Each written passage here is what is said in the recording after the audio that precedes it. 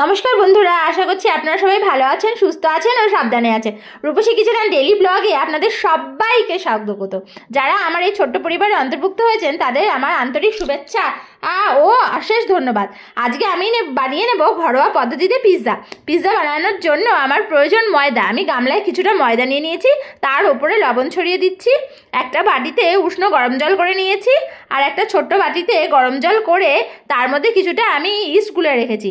এবার প্রথমে ইস্ট দিয়ে আর লবণ দিয়ে আমি ময়দাটা ভালো করে মেখে নেব।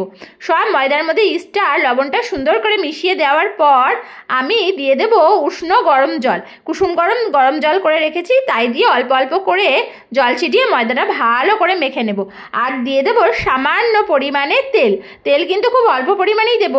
ভালো করে দিয়ে অল্প করে তেল দিয়ে আমি ডো বানিয়ে নেব। ডোটা সুন্দর করে বানিয়ে নিয়ে আমি কিন্তু 15 মিনিট রেস্টে রেখে দেব।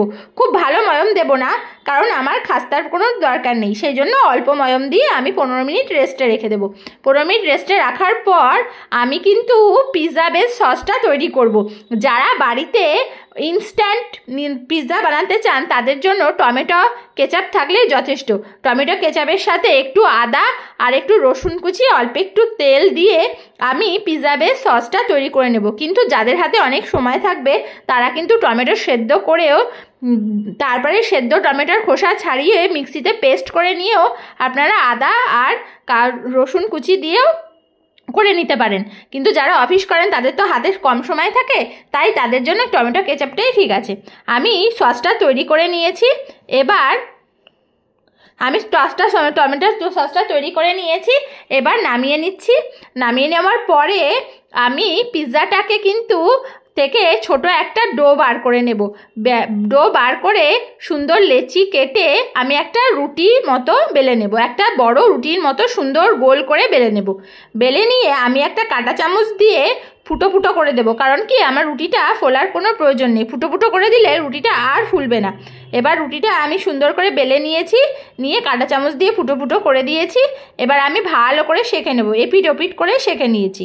সেঁকে নেওয়ার পর আমি কিন্তু এই যে পিৎজার যে ডোটা বানিয়ে রেখেছিলাম সেই ডোটা কিন্তু সুন্দর করে বড় আকারের কিন্তু বেলে নেব। আমি বড় আকারের বেলে নিচ্ছি, কারণ এরকম বড় সাইজের লার্জ পিৎজা যদি আপনি বাজার থেকে কিনতে যান তাহলে কিন্তু 700-800 টাকা লেগে যাবে। কিন্তু বাড়িতে আমি 50 টাকা খরচা করে কিন্তু এই 800 টাকার পিৎজা খাওয়ার মজাটা কিন্তু উপভোগ করতে পারবো। আর আমার কিন্তু 750 টাকা সেভিংস হবে। তাতে আমার 5-6 দিনের বাজার খরচা কিন্তু উঠে যাবে। আর পরিবারের সবাই আনন্দ সহকারে একসাথে জমিয়ে টাটকা জিনিস কিন্তু খাওয়া যাবে। কারণ এখন কিন্তু শীতকাল, সব জিনিস রেস্টুরেন্টে বিক্রি না হলেও ফ্রিজারে রেখে দেয়। কিন্তু আপনারা যদি বাড়িতে টাটকা জিনিস খেতে চান তাহলে কিন্তু এইভাবে টাটকা জিনিস বানিয়ে নিতে হবে। সেটা স্বাস্থ্যের পক্ষে কিন্তু অনেক ভালো, আর কিন্তু সেক্ষেত্রে অনেকটা টাকা সেভিংসও হয়ে যাবে। আর আপনারা সবাই বড় ছোট বাড়ির সবাই আনন্দ উপভোগ করে একসাথে সন্ধ্যেবেলা বসে জমিয়ে একটা খাবার কিন্তু আমরা অনায়াসে খেয়ে নেব। আমার এই পিৎজার জন্য প্রয়োজন হয়েছে, আমি পেঁয়াজ ডুমডুম করে কেটে নিয়েছি, আর ক্যাপসিকাম কেটে নিয়েছি, টমেটো কেটে নিয়েছি, আর ছোট ছোট করে পনির টুকরো করে নিয়েছি।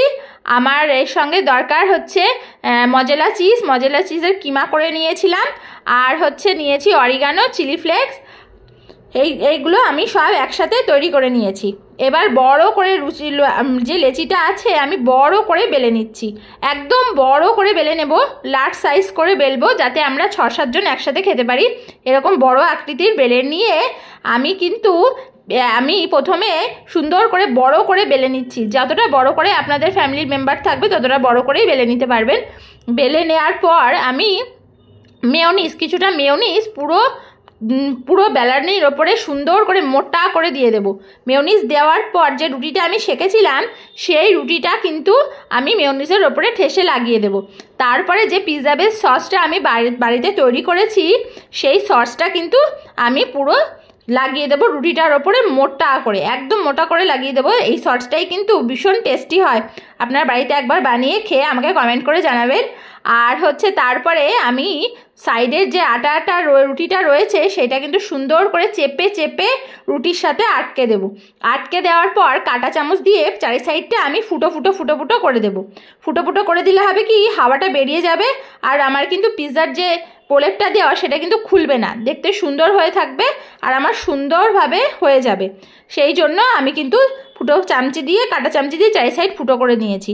এরপরে আমি কুচানো যে পেঁয়াজটা ডুমো ডুমো করে রেখেছিলাম সেটা সুন্দর করে সাজিয়ে নিচ্ছি। পেঁয়াজ সাজানো হয়ে গেছে, এবার আমি তার পাশ দিয়ে ক্যাপসিকাম সাজিয়ে দিচ্ছি। ক্যাপসিকাম সাজানোর পর তার চারিপাশ দিয়ে আমি টমেটো যে ডুমো ডুমো করে কেটে রেখেছিলাম সেগুলো সুন্দর করে সাজিয়ে দিচ্ছি। সাজানোর পরে আমি কুচানো যে এই পনিরগুলো রেখেছিলাম সেইগুলো দিয়ে সুন্দর করে গার্নিশ করে দিলাম। তার উপরে মঞ্জেলা চিজের যে কিমা করে রেখেছিলাম সেই কিমাটা কিন্তু সুন্দর করে ছড়িয়ে দেব। আর তার উপরে দিয়ে দিচ্ছি অরিগানো আর চিলি ফ্লেক্স। আপনারা চিলি ফ্লেক্সটা আর অরিগানোটা পরে দিতে চাইলেও দিতে পারেন, কিন্তু এখানে সুন্দর গন্ধ আসবে তার জন্য আমি আগের থেকেই দিয়ে দিচ্ছি। দেখুন কত সুন্দর হয়ে গেছে আমার পিৎজাটা। আর যে সকল বন্ধুরা আমার ছোট্ট পরিবারের সাথে অন্তর্ভুক্ত হয়েছেন তাদের আমার মন থেকে আন্তরিক শুভেচ্ছা। যারা এখনও ভিডিওটা দেখছেন কিন্তু পুরো দেখছেন না তাদের কাছে আমার আন্তরিক নিবেদন, আপনারা পুরো ভিডিওটা প্লিজ দেখবেন। আপনাদের প্রিয়জন, আত্মীয় পরিজন, বন্ধু বান্ধবের সাথে এই ভিডিওটা শেয়ার করবেন। প্লিজ একটা করে লাইক করবেন, কমেন্ট করবেন আর আমার চ্যানেলটাকে সাবস্ক্রাইব করবেন। আমাদের পাশে থাকবেন, সঙ্গে থাকবেন, আমাদের এগিয়ে নিয়ে যাবেন, কারণ আপনারাই আমাদের ভরসা। আপনাদের আশীর্বাদেই আমাদের পথ চলার পাথেও। আর অবশ্যই ভালো থাকবেন, সুস্থ থাকবেন, আমাদের সঙ্গে থাকবেন আর পাশে থাকবেন। এবার কিন্তু আমি চুলাতে একটা কড়াই বসিয়ে দিয়েছি। কড়াইতে লবণ গরম করতে দিয়ে দিয়েছি। লবণ আমার গরম হয়ে গেছে। তার উপরে আমি একটা স্ট্যান্ড বসিয়ে দিয়েছি। স্ট্যান্ড বসানোর পর আমি এই যে একটা প্লেট নিয়ে নিয়েছি, পিৎজা যে আকারের করেছি সেই আকারের একটা প্লেট নিয়ে নিয়েছি। প্লেটটার পরে একটু ময়দা ছড়িয়ে দিচ্ছি, কারণ কি ময়দা ছড়িয়ে দিলে হবে কি পিৎজাটা আমার লাগবে না, লেগে থাকবে না, খুব সুন্দরভাবে হয়ে যাওয়ার পরে অনায়াসে প্লেট থেকে উঠে আসবে। ময়দা ছড়ানোর পর পিৎজাটাকে আমি ওর ওপরে বসিয়ে কড়াইতে চাপিয়ে একটা ঢাকনা দিয়ে ঢেকে দিচ্ছি। ঢাকনা দিয়ে ঢেকে দেওয়ার পরে একটাই ঢাকনা দেবো যাতে ধোঁয়াটা বেরিয়ে নেওয়া যায়। কিছুক্ষণ অপেক্ষা করতে হবে। আপনারা যদি গ্যাসটাকে লো ফ্লেম থেকে একটু বাড়িয়ে রাখবেন, মিডিয়াম টু লোতে করে রাখলে 15 থেকে 20 মিনিট অপেক্ষা করার পর ঢাকনাটা খুলছি। দেখুন কত সুন্দর মজাদার পিৎজা আমার রেডি হয়ে গেছে। এখন বাড়িতে সবাই সাথে আনন্দ উপভোগ করে আমরা একসাথে খেতে পারবো। একদম সতেজ টাটকা, কোনো রকম এর মধ্যে কোনো রকম ভেজাল বা কোনো পলিউশন নেই। একদম সুস্থভাবে সবার সাথে শীতের সন্ধ্যায় উপভোগ করতে পারবো। এবার আমি পিৎজাটা কেটে দেখাচ্ছি আপনাদের। দেখুন কত সুন্দর আর কত টেস্টি হয়েছে। না খেলে কিন্তু এই স্বাদ কিন্তু না খেলে বিশ্বাস করা যাবে না। এত সুন্দর হয়েছে, এত ভালো হয়েছে, এত নরম হয়েছে, একদম সুন্দর হয়েছে।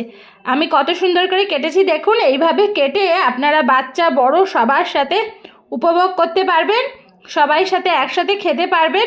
তাহলে আপনাদের অনেকটা অর্থ সেভিংস হয়ে যাবে, যেটা আপনারা পরবর্তী অন্য খাতে ব্যয় করতে পারবেন। কারণ এত জিনিসের দাম, এত বাজারে নিত্য প্রয়োজনীয় জিনিসের মূলধন বাড়ছে, সেখানে এরকম একটা লার্জ সাইজ পিৎজা কিনতে গেলে কিন্তু বাজার থেকে অনায়াসে প্রচুর টাকা নিয়ে নিতে পারে।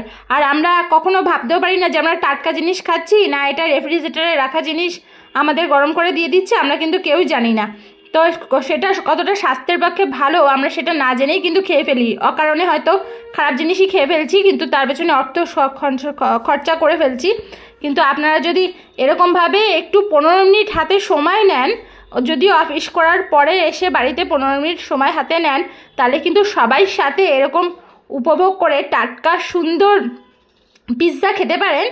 আর কিন্তু এই আনন্দ উপভোগও করতে পারেন। আর সবাই বাচ্চারা তো খুব খুশি হয়ে যাবে, কারণ একঘেয়েমি বিকালে স্ন্যাক্স, বিকালের খাবার, সকালে খাবার পছন্দ হয় না।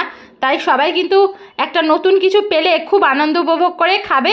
আর সেক্ষেত্রে ওদের পড়াশোনার প্রতি অনেকটা ভালো হবে। আর আপনাদের একটা কিচেন সংক্রান্ত টিপস দিয়ে দিচ্ছি। যদি বেসিনে আরশোলার পিঁপড়ের খুব উৎপত্তি হয়, আপনারা সব কিছু স্প্রে করে দেখেছেন তবুও গন্ধ হচ্ছে, আরশোলা বেরোচ্ছে, যেগুলো খাবারের পক্ষে বসলে খাবার খুব ক্ষতি হয়, তো আপনারা একটা ন্যাপথলিন দিয়ে রাখবেন বেসিনের মধ্যে, দেখবেন পিঁপড়ে আর আরশোলা কিন্তু পিঁপড়ের ওইখান দিয়ে বেরোচ্ছে না।